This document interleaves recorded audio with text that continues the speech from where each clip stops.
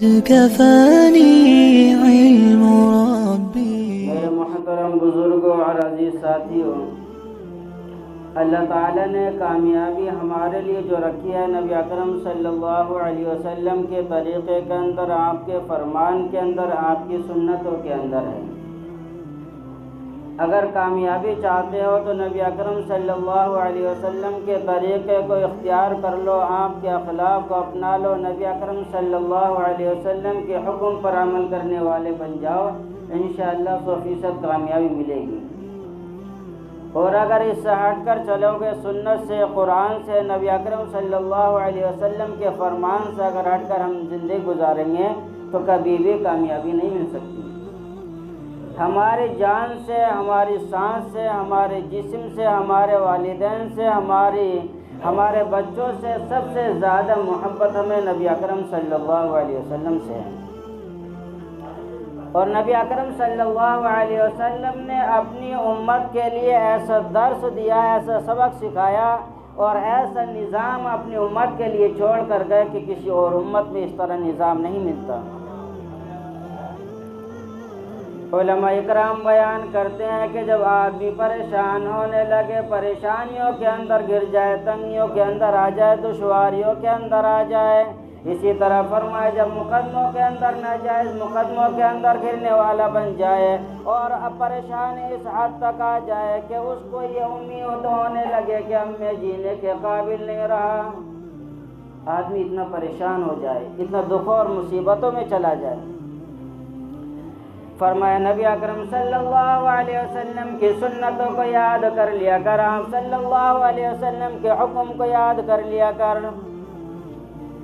علماء اکرام بیان فرماتے ہیں اگر پریشانی میں گر جائے، جہاں سے نکلنا بہت مشکل ہو چکا ہو، نکلنا ہی نہیں چاہتا، نکلنا چاہتا ہے لیکن نکل نہیں سکتا، فرمایا علماء اکرام نے بیان فرمایا کہ اپنے گھر کے اندر غور و فکر کر، جو تیری بیٹی ہو اس سے دعا کرا لے اور اس کے دعا کرنے کی وجہ سے اللہ تعالیٰ تیرے بیڑے کو پار کر دے گا، تیرے کام کو آسان بنا دے گا۔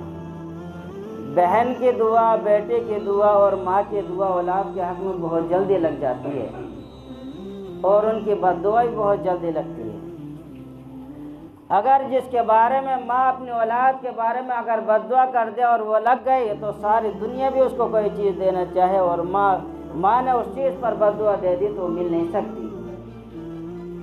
نبی اکرم صلی اللہ علیہ وسلم نے فرمایا رضا رب رضا الوالدی، اللہ کی خوشنودی، اللہ کی پسندیدگی، اللہ کی رضامندی والدین کی رضامندی میں ہے، ماں کی رضامندی میں اور باپ کی رضامندی کے اندر ہے۔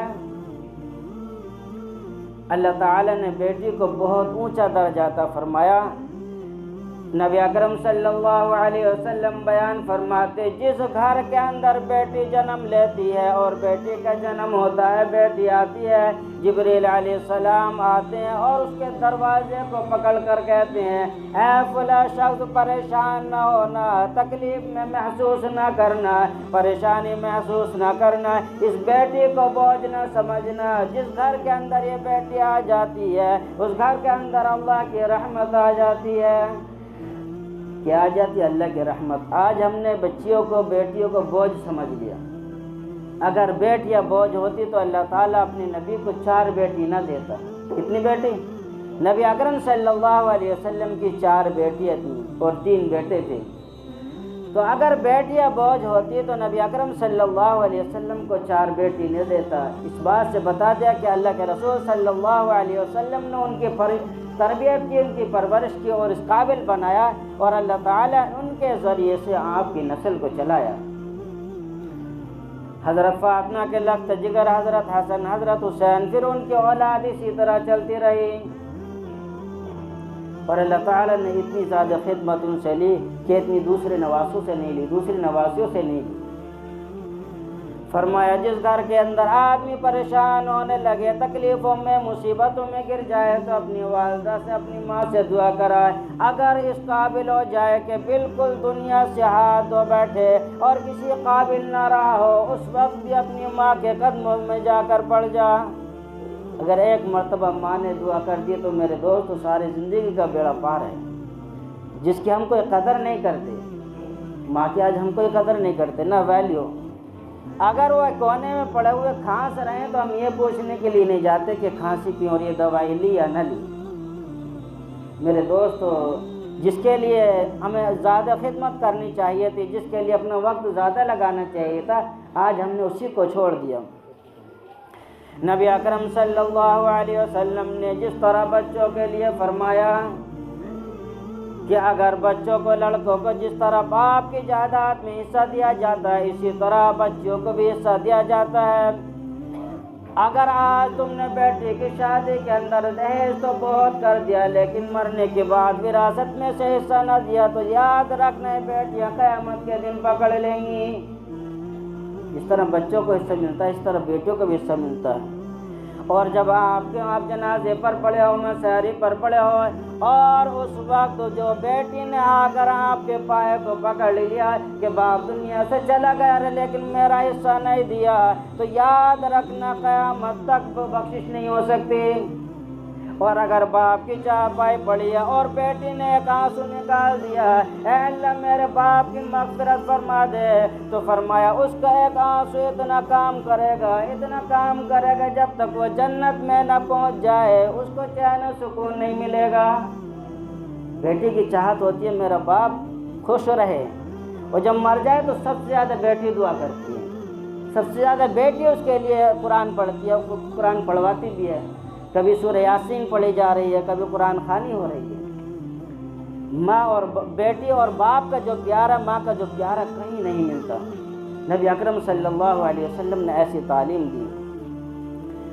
نبی اکرم صلی اللہ علیہ وسلم نے فرمایا، او لوگو تم اپنی بہنوں کا بھی خیال رکھو، اپنی ماں کا بھی خیال رکھو، اپنی بیٹیوں کا بھی خیال رکھو، اور جو تعلیم تمہیں دینی چاہیے صحیح تعلیم ان کو دو۔ صبح کو تم کام پر جاتے ہو، شام کو مغرب کے وقت گھر پہنچ جایا کرو، مغرب سے لے کے عشاء تک 10 بجے تک اپنے بچوں کے ساتھ بیٹھ کر ان کے ساتھ بات کیا کرو کہ صبح سے شام تک تم لوگوں نے کیا کیا کیا۔ آدمی خود جج بن جائے، بچوں سے پوچھے صبح سے شام تک ہماری کارروائی کیا ہوئی ہے، ہم نے کتنا کھیلا ہے، کتنا پڑھا ہے، کتنے کودے ہیں، کہاں کہاں ہم گئے ہیں، ساری چیز ہونی چاہیے۔ اور نبی اکرم صلی اللہ علیہ وسلم سب سے زیادہ حیا والے تھے۔ نبی اکرم صلی اللہ علیہ وسلم جس طرح اپنی بیٹیوں کی قدر کیا کرتے تھے، اسی طرح دوسرے کی بیٹی کی بھی قدر کیا کرتے تھے۔ نبی اکرم صلی اللہ علیہ وسلم جب مدینہ منورہ کے اندر رہنے لگے اور اپنے صحابہ کو پورے علاقے میں پھیلا دیا، جب صحابہ اکرام فتح کر کے علاقے کو لاتے، وہاں کے قیدی ہوتے، ایک مرتبہ حاتم کی بیٹی عدی بن حاتم کے بہن نبی اکرم صلی اللہ علیہ وسلم کی خدمت میں قیدی بن کر آئی۔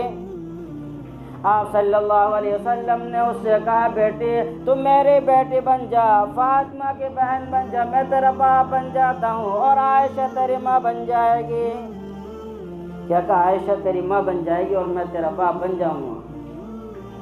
وہ کہنے لگی نہیں۔ پھر دوسرے دن آپ صلی اللہ علیہ وسلم نے فرمایا، تم میری بیٹی بن جا، فاطمہ تیری بہن بن جائے گی۔ اس دن بھی اس نے انکار کر دیا۔ پھر تیسرے دن کہنے لگے، نبی اکرم صلی اللہ علیہ وسلم نے فرمایا، تم میری بیٹی بن جا، فاطمہ تیری بہن بن جائے گی۔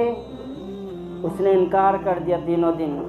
پھر نبی اکرم صلی اللہ علیہ وسلم نے فرمایا، کون میرا صحابی ہے جو اس بہن کو اس کے گھر تک، اس کے مکان تک، اس کے بھائی تک پہنچا دے؟ انداز کیا ہوگا؟ نبی اکرم صلی اللہ علیہ وسلم کے صحابہ تھے۔ آپ صلی اللہ علیہ وسلم نے فرمایا، میرے صحابہ اپنی بہن کی اس طرح حفاظت کرنا ہے، جو اس کی پیر کی جوتی ہے، پیر کی جوتی جس مٹی پر پڑے تو تمہاری نظر اس مٹی پر بھی نہ پڑنی چاہیے۔ یہاں تک نبی اکرم صلی اللہ علیہ وسلم نے اپنے صحابہ کو بتایا۔ وہ اس طرح گئے کیا آگے صحابہ اکرام کی جماعت چل رہی ہے، بیچ میں وہ لڑکی چل رہی ہے، اور اس کے پیچھے صحابہ اکرام کی جماعت۔ کسی صحابی نے نگاہ اٹھا کر نہیں دیکھا۔ جب وہ اپنے گھر پہنچی، سامنے عدی بن حاتم کھڑے ہوئے تھے۔ کہنے لگے کہ بھائی یہ بتائیے اندھے تو نہیں ہیں کہ انہوں نے مجھے نگاہ اٹھا کر تو کیا، نگاہ بھر کر تو کیا، نگاہ اٹھا کر بھی نہیں دیکھا۔ تو کہنے لگے یہ اندھے نہیں بلکہ یہ نبی کے عاشق ہیں، اپنے آقا کے عاشق ہیں، جس طرح نبی کا حکم ان کو مل جاتا ہے اس کو پورا کرنے کے لیے اپنی جان کی بازی لگا دیتے ہیں۔ عدی بن حاتم کہنے لگے تمہارا کیا حال ہے، تم کس طرح رہی ہو وہاں، کیا تم محمد صلی اللہ علیہ وسلم سے ملی ہو، ان کے گھر رہی ہو؟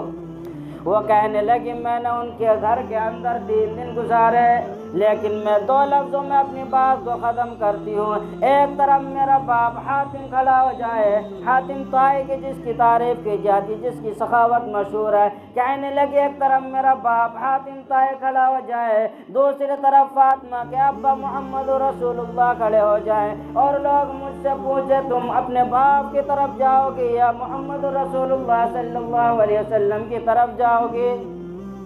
تو وہ کہنے لگی میں محمد رسول اللہ صلی اللہ علیہ وسلم کی طرف جاؤں گی۔ میں نے دیکھا ان کی آنکھوں میں جو حیا اور شرم ہے، جو ان کی آنکھوں کے اندر حیا اور شرم ہے، مجھے کہیں نظر نہیں آتی۔ تو میرے دوست ہمارے نبی تو اتنے حیا والے تھے، آج ہم اتنے بے غیرت کیسے بن گئے؟ آج اپنے گھر کے اندر بچی پیدا ہو جائے تو مارنے لگتے ہیں، توڑنے لگتے ہیں، بیوی کے ساتھ برا سلوک ہوتا ہے، اور جس گھر کے اندر جو جوان بچے اس گھروں کے اندر اپنی نگاہوں کو پہنچاتے ہیں۔ کب تک ہم اپنی نگاہوں کے ذریعے زنا کرتے رہیں گے؟ کب ہم مسلمان بن کر زندگی گزاریں گے؟ کب ہم دوسروں کی عزت کے محافظ بنیں گے؟ اور کب ہم اپنے گھروں کو محفوظ بنائیں گے؟ میرے دوستو، سب سے زیادہ زناکاری کے اندر سب سے زیادہ زناکاری ملوث مسلمان نظر آتے ہیں۔ نوجوان آج ہماری نسل کہاں جا رہی ہے؟ ہم اپنی نسل کو کب بتائیں گے کہ دین کیا ہے، نبی اکرم صلی اللہ علیہ وسلم کا طریقہ کیا ہے؟ دنیا میں ہمیں کس طرح کامیاب ہونا ہے یہ ہمیں بھی نہیں پتہ۔ ایک رویش ہے، ایک طرف دنیا جا رہی ہے، اسی طرح مسلمان بھاگے جا رہے ہیں۔ نہیں میرے دوست، ادھر نہیں جانا ہے، ادھر جانا ہے جدھر کملی والے نے بلایا، جدھر مدینے والے نے بلایا ہے۔ اللہ تعالیٰ صبح شام دوپہر شام کے وقت 5 وقت اذان دینے کا حکم دے رہا ہے، اور اللہ کا منادی پکار رہا ہے۔ بندہ کہتا ہے میرے ربا تیرے اذان کے مؤذن کی ہمیں کوئی پرواہ نہیں، کہتا نہیں کہتا؟ اسے پرواہ نہیں ہے۔ اللہ تعالیٰ کہتا ہے میرے بندے میرے دروازے پر ایک مرتبہ آ کر سر جھکا دے، تیرے کام کو بنا دینا میرا کام ہے، تیرے بگڑے ہوئے زندگی کے اندر نخار پیدا کر دینا میرا کام ہے، تیرے بگڑے ہوئے کاموں کو سنوارنا میرا کام بن جائے گا، تو میرے دروازے پہ آ تو صحیح۔ بندہ کہتا ہے آج ذرا ہم غور کریں، اخباروں کو پڑھنے والے بہت ملیں گے اور موبائل چلانے والے بہت ملیں گے، لیکن قرآن پڑھنے والے مشکل سے اکا دکا ملیں گے۔ 100% میں سے 2% قرآن پڑھنے والے آج ہیں بس۔ گھروں میں قرآن نظر نہیں آتے، مسجد کی طاقوں میں دیکھو، مسجد کی الماریوں میں دیکھو، قرآن نظر آئے۔ کیا قرآن اس لیے آیا تھا یا کچھ اس لیے لیا تھا ہم نے کہ مسجد میں جا کر رکھ دیں گے؟ نہیں میرے دوستو، قرآن سے گھر کے اندر سکون آئے گا، اطمینان آئے گا۔ ایک مرتبہ ایک اسکول کے ٹیچر نے کہا ذرا بچوں یہ بتاؤ گھر کے اندر سکون کس چیز سے آتا ہے؟ تو ایک بچے نے فریج لا کر فریج کی ڈرائنگ بنا دی اور کہنے لگا گھر کے اندر فریج ہوگا تو سکون آئے گا۔ کسی نے ایسی کی ڈرائنگ بنا دی، کہا اس سے سکون آئے گا۔ آخر میں ایک لڑکی نے قرآن شریف کی تصویر بنا دی، اس کی فوٹو بنا دی۔ جب ٹیچر نے دیکھا تو اس کے پیشانی کو بوسہ دیا اور کہنے لگا تمہیں کیسے پتا کہ اس قرآن کے ذریعے سے گھر میں سکون آئے گا؟ وہ کہنے لگی بچی صبح کو جب میں اٹھتی ہوں میری ماں قرآن پڑھتی ہوتی ہے، میں اپنی ماں سے پوچھتی ہوں ماں قرآن اتنا زیادہ کیوں پڑھتی ہو؟ تو وہ کہنے لگی بیٹی اس قرآن کے پڑھنے سے گھر کے اندر سکون آئے گا۔ اور جب میں شام کو سونے کے لیے بستر پر جاتی ہوں میری ماں کوئی لوری نہیں سناتی، گانا نہیں سناتی، میری ماں کوئی موبائل چلا کر نہیں دیتی، بلکہ قرآن کی سورہ فاتحہ سورہ ناس پڑھ کر مجھ کو سلاتی ہے۔ مجھے ایسی میٹھی نیند آتی ہے کہ صبح کوئی آنکھ کھلتی ہے۔ قرآن اس لیے سکون کی چیز ہے، میں نے اس لیے قرآن کی تصویر بنائی۔ آج ہمارے گھروں میں جو سکون نکل گیا تو قرآن نکل گیا تو سکون بھی نکل گیا، نماز ہماری زندگی سے نکلی تو سکون بھی نکل گیا۔ آج بتاؤ کس کے گھر میں سکون ہے؟ سکون نہیں ہے، سکون نہیں ہے۔ سکون کہاں ملے گا؟ کیا موبائل کے اندر، بزنس کے اندر؟ نہیں، نبی اکرم صلی اللہ علیہ وسلم کے طریقے میں سکون ملے گا۔ اس لیے جتنی زیادہ ہو کوشش کرے نبی اکرم صلی اللہ علیہ وسلم کی سنتوں پر عمل کرنے کی کوشش کریں، اپنی ذات سے کسی کو تکلیف اور پریشانی نہ دیں، دوسری کی بچی کو اپنی بچی سمجھیں، دوسری کی بہن کو اپنی بہن سمجھیں، دوسری کی بیٹی کو اپنی بیٹی سمجھ کر اس کے ساتھ وہی معاملہ کریں جو اپنی بیٹی کو جس نگاہ سے دیکھتے ہیں، تاکہ قیامت کے دن یہ نہ ہو جائے کہ اس امتی نے میرے دوسری امتی کو بیٹی کو تکلیف پہنچائی ہے، اس کو غلط نگاہ سے دیکھا ہے، یہ میرے حوض کوثر کو لانے کے قابل نہیں ہے، کہیں وہاں سے ٹھکرانے دے جاؤ۔ اس لیے نبی اکرم صلی اللہ علیہ وسلم کے سامنے کیا منہ لے کر جاؤ گے؟ اس لیے میرے دوستو، مختصر زندگی ہے، 60-70 سالہ زندگی ہے، نہ معلوم سانس کا بند ہو جائے، موت کا فرشتہ آ جائے، اس سے پہلے توبہ کر لو، اور توبہ کر لی اور اللہ تعالی نے قبول فرما لیا تو میرے دوستو دنیا بھی پوری زندگی بن جائے گی اور آخرت میں ہمیشہ رہنا ہے اور وہاں کی بھی زندگی بن جائے گی۔ سب حضرات کریں گے توبہ بھی؟ ہاں، اپنے گناہوں سے توبہ کرے اور دوسرے کی عزت کو علم ربي من سؤال